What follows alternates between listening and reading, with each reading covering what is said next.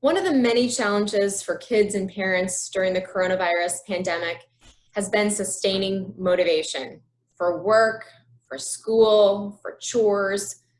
Unfortunately, having a lot of extra time at home does not necessarily translate into a lot more productive activities. Motivating our kids to do things can be one of the most challenging tasks of a parent, especially when our kids have no interest in doing what it is we're asking them to do. Motivation can be classified into two main types, intrinsic and extrinsic.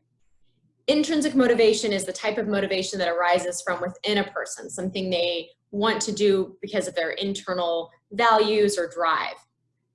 External motivation is when you are motivated by something outside of yourself. And different types of motivation drive behavior in different ways. Mostly as parents, we want to try to encourage and support that intrinsic motivation for our children. But this can be easier said than done. One thing we can tweak is the way we give our kids praise.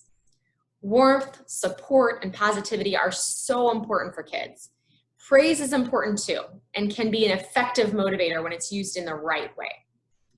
If we praise our kids for grades and awards, it can cause them to have a performance orientation. Although they might be more motivated to try to get more rewards, they actually may experience a fear of failure and feel this pressure to perform. Depression and anxiety in adolescence may actually be increased by having this sort of performance orientation. Instead, if we focus our praise on the process rather than the outcome, we can actually help support our kids in being more motivated to work hard. So saying something like, I can tell you've been practicing, or I know how hard you worked on that assignment, are much more effective than you're incredibly good at this, or you're so smart.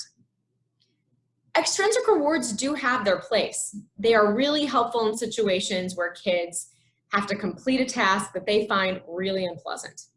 They can also induce interest in something in which the person had no previous interest at all. Extrinsic rewards should be avoided, however, for activities that kids actually enjoy. When they already find the activity itself rewarding and we give an extrinsic reward, we actually decrease intrinsic motivation and make them less likely to participate in the activity. So for example, if your child enjoys playing the piano and you start giving external rewards for practicing piano, it actually makes them less interested in that activity.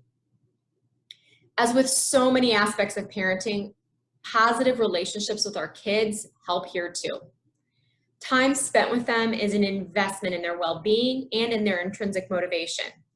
We can do this by listening to their interests, hearing what their goals are for the future, setting healthy boundaries and routines, giving affection, and showing that we view them in a positive light. It is not easy to change behaviors, but helping our kids set small goals about things that matter to them may help them tap into that intrinsic motivation and build it. And that can lead to change. One caveat about motivation.